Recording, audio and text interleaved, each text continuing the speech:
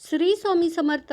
तुम्ही जर एका मोबाईलमध्ये 2 चॅनेल चालू केले असतील तर ते ओपन कसे करायचे ते या व्हिडिओत तुम्हाला सांगणार आहे.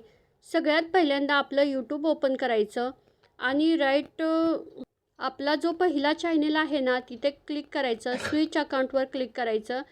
त्यानंतर जेवढे तुमचे ईमेल आय डी आहेत ना ते सगळे ओपन होणार.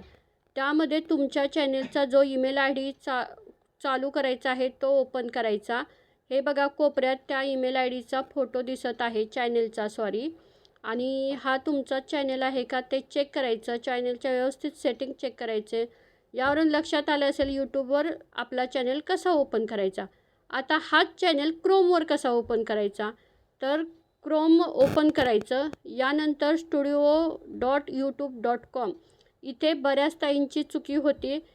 यामध्ये अजिबात स्पेस द्यायचा नाही, व्यवस्थितच ओपन करायचं आहे. स्पेलिंग व्यवस्थित टाकलं ना तरच ही लिंक ओपन होते, अन्यथा ओपन होत नाही.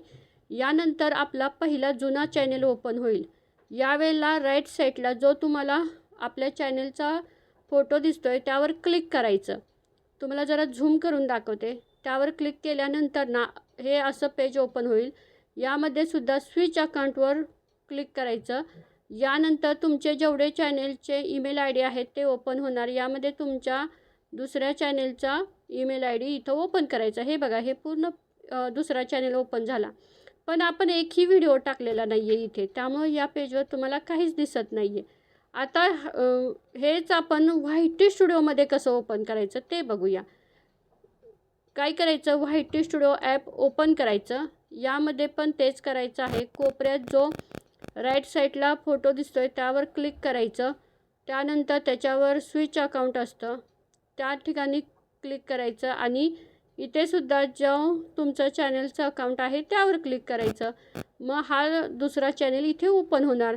अशा प्रकारे तुम्ही एकाच मोबाईलमध्ये 2 चॅनेल ओपन करू शकता आणि सगळ्या गोष्टी व्यवस्थित करू शकता.